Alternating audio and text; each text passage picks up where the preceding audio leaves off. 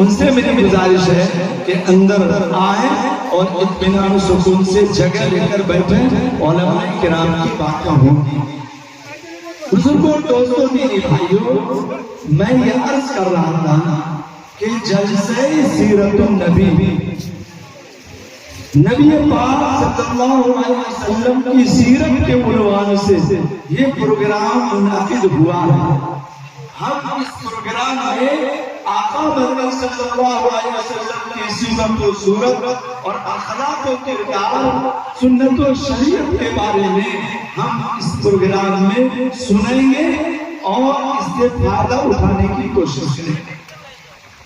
سب سے بڑی بات یہ ہے کہ سیرت النبی کا جلسہ، سیرت النبی یعنی نبی پاک صلی اللہ علیہ وسلم کی سیرت کو، آپ صلی اللہ علیہ وسلم کے تذکرے کو بیان کرنا اور اس تذکرے کو سننا کیوں ضروری ہے؟ کیوں ضروری ہے؟ کیوں ہمارے لیے آقا مدنی صلی اللہ علیہ وسلم کا تذکرہ کرنا اور آقا مدنی صلی اللہ علیہ وسلم کا تذکرہ سننا دین میں شامل ہے، ہمارے ایمان کا حصہ ہے، ہمارے ایمان کی سلامتی کی دلیل ہے۔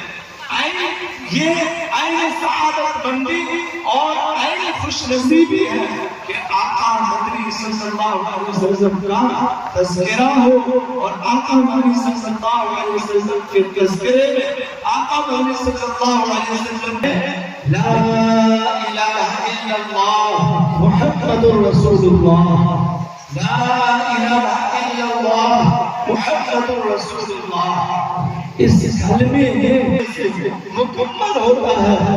اس کلمے کا ایک حصہ آقا مدنی صلی اللہ علیہ وسلم کے نام پر مشتمل کہ اللہ کے سوا کوئی بندگی کے لائق نہیں، اللہ کے سوا کوئی ہستی، کوئی ویکتی، کوئی شخص بھی نہیں ہے جس کی عبادت کی جائے، جس کی پرستش کی جائے، جو کچھ نیے ہو، جو